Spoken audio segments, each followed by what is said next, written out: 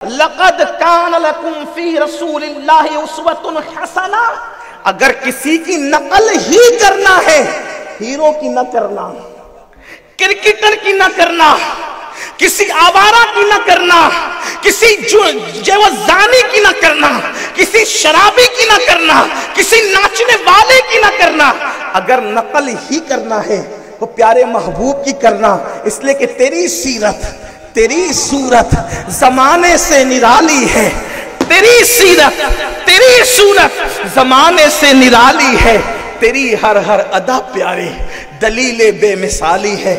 ہم جس کی بھی نقل کریں گے مسٹیک کریں گے، کسی کی بھی کریں غلطی ہوگی، مسٹیک ہوگی، لیکن ایک نقل ایسی ہے جہاں غلطی نہیں ہے، اس لیے کہ وہ صرف معصوم نہیں بلکہ سید المعصومین ہے۔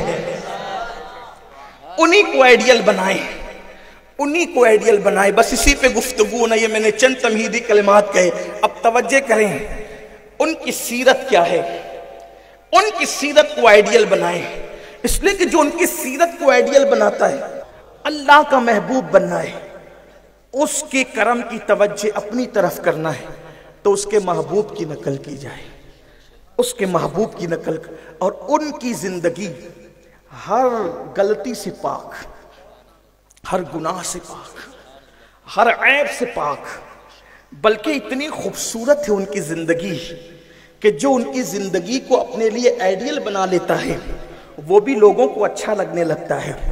دنیا غریب نواز کی دیوانی کیوں ہے؟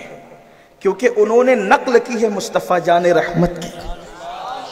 دنیا غوث العظم دستگیر پر کیوں تن من دھن قربان کرتی ہے؟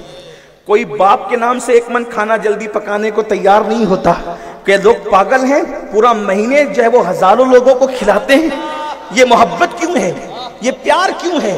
اس لیے کہ انہوں نے محبوب کو آئیڈیل بنایا تھا، اور اللہ کا وعدہ ہے پیارے جو تجھے آئیڈیل بنائے گا میں اس کو نہیں دیکھوں گا، پھر میں اس کو بھی محبوب بنا لوں گا، میں اس کو بھی اپنا محبوب بنا لوں گا، اس لیے کہ محبوب جو تو ہے۔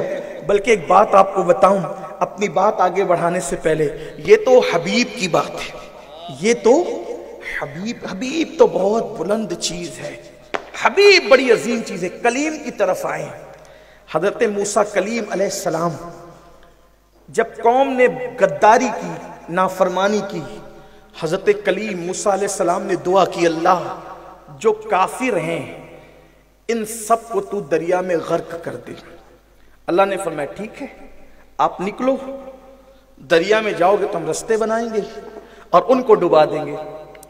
حضرت موسیٰ علیہ السلام نے ایک اپنے عصا کو دریا پہ ٹچ کیا، دریا میں رستے پیدا ہو گئے، دریا میں راستے بن گئے۔ موسیٰ علیہ السلام نے اپنی قوم سے کہا چلو، قوم نکلی۔ ایک بات یہ بھی ہے کہ موسیٰ علیہ السلام کی قوم ایمان لانے کے بعد بھی بات بات پر موسیٰ علیہ السلام سے بحث و تکرار کرتی، ایمان لانے کے بعد۔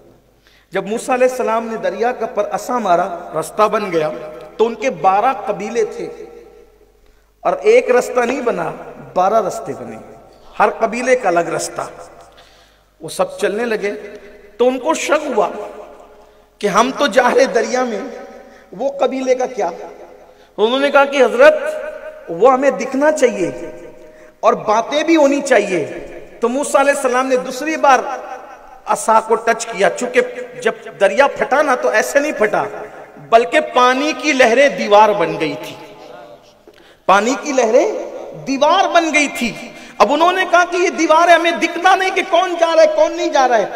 تو حضرت موسیٰ علیہ السلام نے پھر ان دیواروں پہ عصا ٹچ کیا تو پھر اس دیواروں میں، پانی کی دیواروں میں کھڑکیاں بن گئی تھی تاکہ یہ چلتے چلتے ایک دوسرے کو دیکھے بھی، ان سے بات چیت بھی کرے۔ لیکن چلے، یہاں مجھے بات یاد آتی ہے کہ موسیٰ علیہ السلام کی قوم جب موسیٰ علیہ السلام کے کہنے پہ چلتی ہے تو پھر کہتی ہے فلاں قبیلہ کہاں، وہ ہے کہ نہیں ہے، پتہ نہیں کیا ہے۔ لیکن جب میرے محبوب کے صحابہ کی بات آتی ہے تو قربان وہاں کوئی شک نہیں، کوئی ڈاؤٹ نہیں، کوئی تکرار نہیں، بلکہ حال یہ ہوتا ہے کہ اللہ کے رسول فرماتے چلو احد کی طرف، چلو احد کی طرف، تو مسلح چھوڑ کر جہاں ابو بکر صدیق آتے ہیں وہیں پر پہلی رات کی دلہن چھوڑ کر حضرت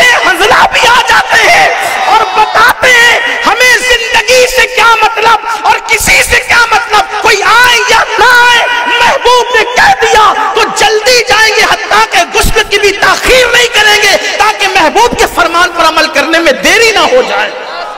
یہ نبی کے صحابہ ہیں، یہ حضور کے صحابہ ہیں۔